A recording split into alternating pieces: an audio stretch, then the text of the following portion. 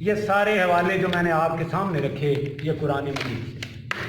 اب کیسے رہ سکتا ہے کہ میں حضرت محمد صلی اللہ علیہ وسلم کی سنت کو نہ دیکھوں؟ کچھ لوگ سمجھتے ہیں، وہ سمجھتے رہیں ہم کر کے دکھا دیں گے، ہم کر کے دکھائیں گے آپ کو۔ یہ جواب ہے ہمارا۔ صحیح بخاری اللہ کے بہت بلند، بہت بلند، بہت محنت کی، بہت محنت کی، سارے ذخیرے کو اکٹھا کی۔ سلام ہے، سلیوٹ ہے ان بزرگان دین کو جنہوں نے ان کی کاوشوں سے یہ ہمارے تک یہ ساری صورتحال پہنچی۔ تو میں صحیح بخاری کی آیت نمبر آیت کہہ رہا ہوں، حدیث سے مبارکہ صحیح بخاری 1904 صحیح حدیث ہے، صحیح، اس کا حوالہ دوں گا۔ رسول اللہ صلی اللہ علیہ وسلم نے فرمایا، میرا مین تو اس میں میں اس کا تھوڑا سا بیچ کا جو اہم ہے وہی بیان کروں گا، پوری نہیں بیان کروں گا ٹائم کی قلت کی وجہ سے۔ پڑھ لیجئے گا جا کے، دوبارہ سے بول رہا ہوں، 1904 صحیح حدیث، صحیح بخاری شریف۔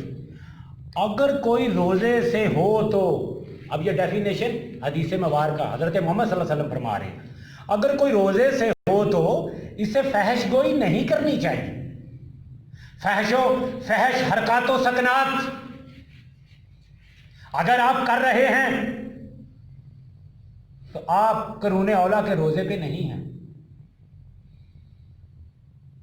آپ کی آنکھوں کا روزہ، آپ کی زبان کا روزہ، آپ کے ہاتھوں کا روزہ، آپ کے پاؤں کا روزہ، آپ کے جسم کے ایک ایک حصے کا روزہ، اگر اس سے فحش حرکات ہو رہی ہے تو وہ روزہ آپ کا سوالیہ نشان ہے۔ فحش گوئی نہیں کرنی چاہیے اور نہ شور مچائے۔ شور کیا؟ جو جڑے ہوئے لوگوں کو توڑ دے۔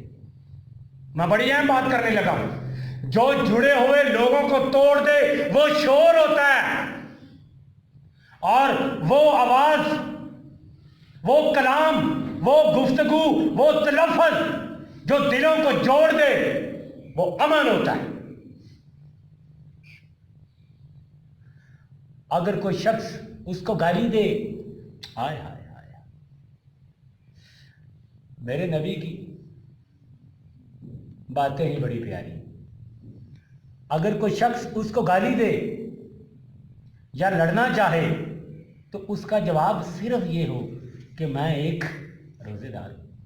ہائے ہائے، سمجھ آ رہی ہے آپ کو؟ یہ اصلاح نفس تھی جو علامہ مشرقی رحمت اللہ علیہ نے خاکساروں کے 24 اصولوں میں آپ کو بتائی۔ میں ساری چیزیں ٹیلی کرتا جاؤں گا آپ کے سامنے، 24 اصول جا کے پڑھیں، یہ ساری کی ساری باتیں اس میں موجود ہیں۔ اس لیے میں کہہ رہا ہوں فکر علامہ مشرقی کی روشنی میں یہ لیکچر دے رہا ہوں۔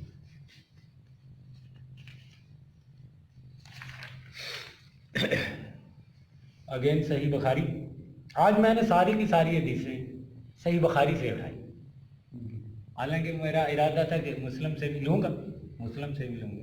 انہوں نے بھی بہت کام کیا، یہ جو ہمارے جتنے بھی تھے اللہ کے ولی رحمت اللہ علیہ، بہت کام کیا ہے۔ ان پہ الزام تراشیاں مت دھرا کریں، ان پہ الزام تراشیاں مت دھرا کریں۔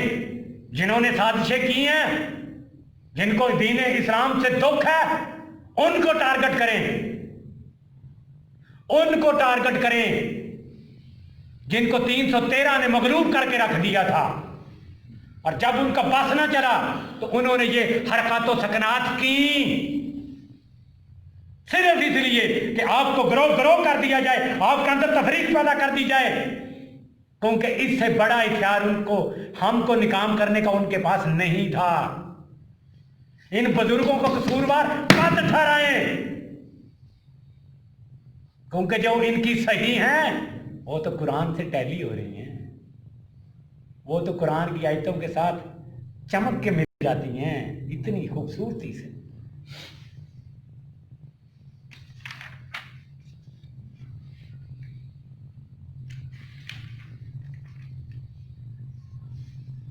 اگین بخاری رحمۃ اللہ علیہ کی یہ حدیث ہے اور اس کا نمبر ہے جناب 2840۔ میرے لسنر کیونکہ کچھ ادھر بیٹھے ہیں، کچھ کسی دوسرے انداز میں بھی سنیں گے، تو جناب بار بار سن لیجئے گا 2840 اور جا کے نکال لیجئے گا آپ کی رہنمائی کے لیے، جہاں پہ غلبہ اسلام کی بات کی ہے۔ روزہ غلبہ اسلام کی بنیاد میں ایسے نہیں بیٹتا، ایسے دکھ نہیں ہے ہمیں، ایسے کرب نہیں ہے ہمارے اندر۔ اللہ کے بندو آپ کے پاس بہت بڑی روشنی ہے، آپ کے پاس صحیح علم ہے اس اللہ کے بزرگ کی وجہ سے۔ آپ خوش قسمت ہو کہ اس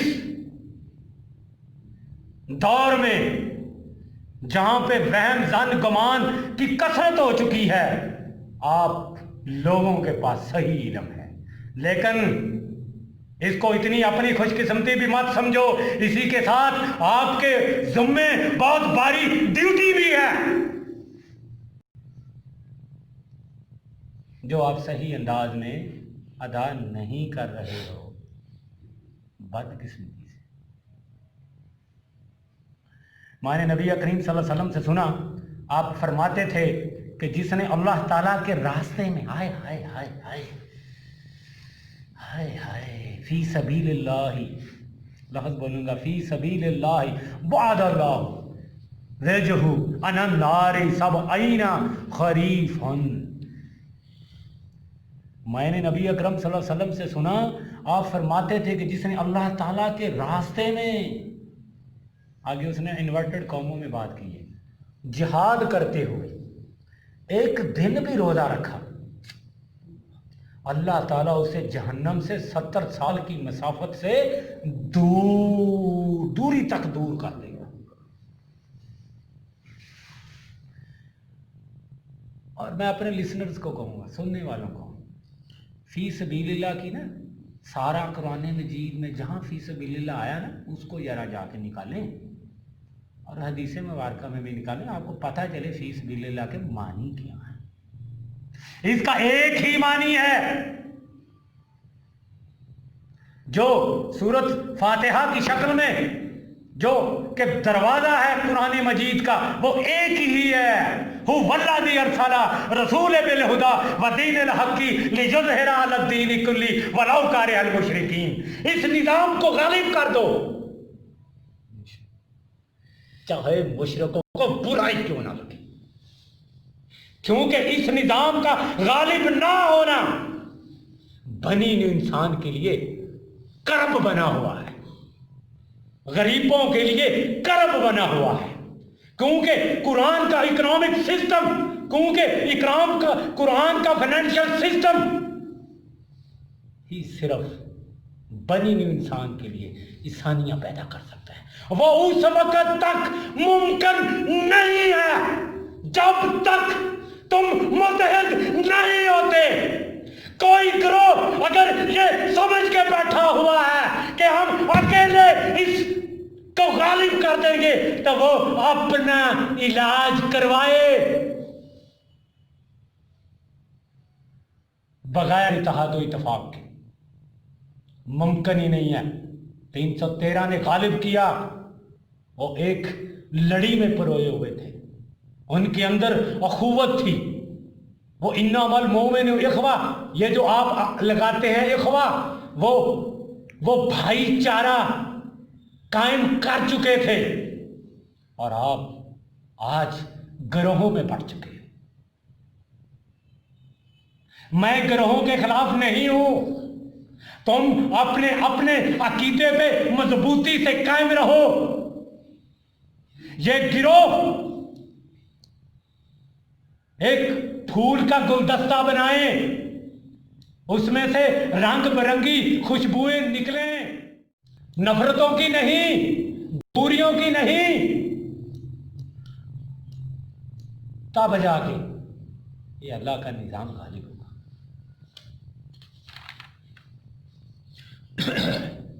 आगे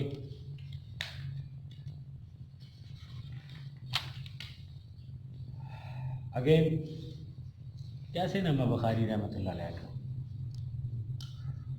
दिल से कैसे ना निकले, कितनी खूबसूरत अंदाज में इकट्ठी की उन्होंने। हदीस चौथी 3420 यहाँ पे भी, अब मैं फिर हकीम सलात यहाँ पे भी आ गई है, क्या करें? ओ कितना छपाओगे यार, और मेरे भाई हैं ये भी सारे, मुझे इनसे भी मोहब्बत है, मेरे जिस्म का हिस्सा है ये, लेकिन ये मोहब्बत मैं उन भाइयों से कह रहा हूं, यार ये जो मैं कुछ कह रहा हूं, इसमें कोई नुकसान तो नहीं है आपका यार, मेरे भाइयों, मेरे साथियों, मेरी सांस के साथियों, अगर इनका तर्जमा इस तरह कर दोगे कोई नुकसान तो नहीं होगा, और अल्लाह का दीन गालिब हो जाएगा। हाँ, आपके नफ्स पे चोट लगेगी जो काम चोरी में मुब्तला हो चुका है, और इलामा साहब फिर ये लफ्ज बोलते हैं तन आसान हो चुका है, उस पे चोट लगेगी। ये मेरा कसूर है, ये मेरा कसूर है, ये इस अल्लाह के बंदे का कसूर है कि उसने तन आसान उस नफ्स पे चोट मारी है। मेरी आपसे कोई जाती अदावत नहीं है,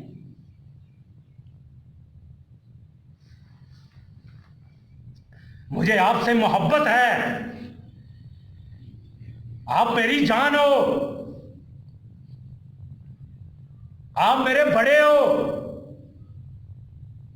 इस छोटे की इस आहो पकार को सुनो।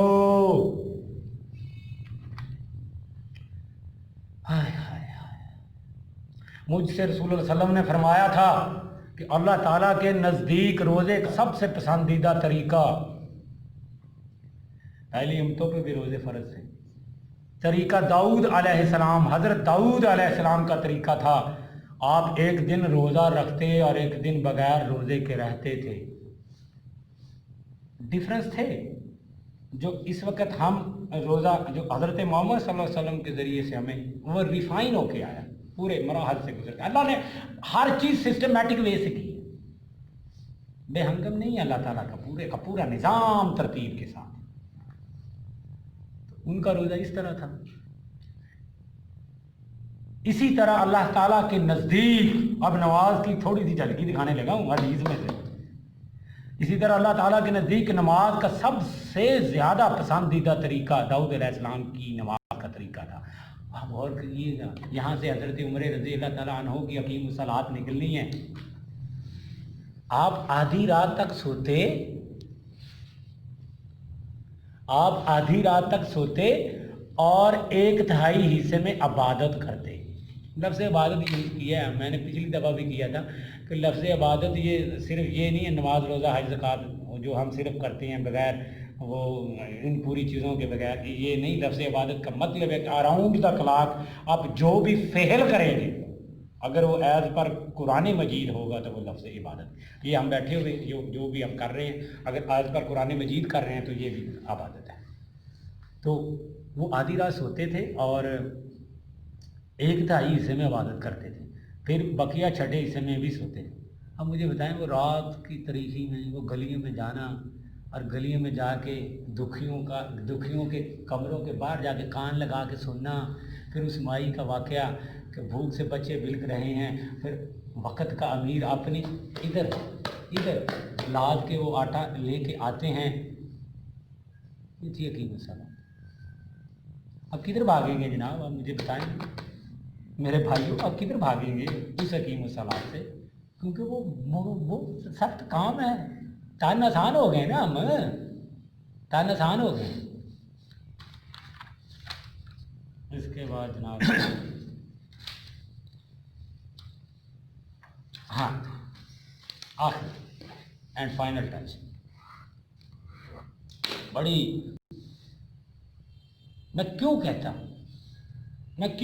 ہوں کہ روزہ غلبہ اسلام کی، اس کو بھی میں یہی کہوں گا غلبہ اسلام کی معراج ہے، نماز غلبہ اسلام کی معراج ہے، روزہ غلبہ اسلام کی معراج ہے، زکوٰۃ غلبہ اسلام کی معراج ہے۔ اگر آپ زکوٰۃ نہیں دیں گے، مال نہیں دیں گے، تو کیسے نظام قائم ہوگا؟ کیسے آپ رن کریں؟ آپ اپنا گھر چلا سکتے ہیں بغیر فنانس کے؟ ایک دن میں چلا کے تو دکھائیں نا۔ اللہ کا نظام غالب کرنے کے لیے بغیر ہی وہ بس باتیں شاتیں اور بس چلیں خیر، تو روزہ بنیاد ہے غلبہ اسلام۔ تو بخاری رحمۃ اللہ علیہ نے حدیث 641 میں، 1153 میں، 6620 میں غزوہ خندق روزوں میں ہوا۔ ہاں جی، غزوہ بدر کتنی رمضان کو؟ 17 رمضان کو۔ فتح مکہ رمضان کو، 4279 حدیث مبارکہ۔ پھر اگین 1944 فتح مکہ کی، اگین غزوہ فتح یہ میرا خیال 1948 اور 1946 حدیث مبارکہ۔ سارے کے سارے پھر ایک میں آخر میں وہ یہ بہت ضروری ہے، آخر میں فائنل ٹچ خاک سر وہ ہم کے اندر جذبہ پیدا کرنے کے لیے۔ تو جب ایک غزوے کا مجھے ایگزیکٹ، اللہ مجھے تھوڑی رہنمائی، بدر کا واقعہ جب پانی ایک صحابی کے پاس گیا، پھر دوسرے کے پاس، پھر تیسرے کے پاس، کون سا غزوہ تھا؟ چلیں اللہ معاف کرے، جو بھی غزوہ تھا جس میں ایک صحابی کے پاس گئے تو انہوں نے کہا نہیں، اگلے کو روزے کی وہ تربیت ہو چکی تھی، بھوکا رہنے کی کوئی مسئلہ نہیں، وہ 24 گھنٹے بھوک پیاس میں سارا تربیت ہو گئی۔ اس نے کہا نہیں مجھے نہیں، آگے گئے، اس نے اسی صحابی عظیم صحابی نے کہا مجھے نہیں، آگے۔ وہ آگے پہنچے تو وہ بھی اللہ کو جان شہید ہو گئے، سب سے بلند رتبہ دنیا میں ملا، دوسرے کے بعد ہے وہ بھی شہید، تیسرے کے بعد وہ بھی۔ اور یہ شکل آپ کے گروہ میں 19 مارچ 1940 کو عملی شکل میں خاکساروں نے کر کے دکھائی، تو میں کیسے نہ کہوں کہ روزہ دین اسلام کے غلبے کی معراج ہے۔ اب جو میں نے ساری صورتحال آپ کے سامنے رکھی، میں نے جو بھی کوشش کاوش کی، اس کو خلوص نیت سے آگے پھیلا دیں، آگے منتقل کر دیں، اور وہ منظر پیدا ہو جائے گا قرون اولیٰ کا، جس کے لیے ہم ترس رہے ہیں، تڑپ رہے ہیں۔ اللہ تعالیٰ آپ سب کا حامی ناصر ہو، اللہ تعالیٰ آپ کے گھروں میں آسانیاں پیدا کرے، اللہ تعالیٰ آپ کو صحت و تندرست رکھے،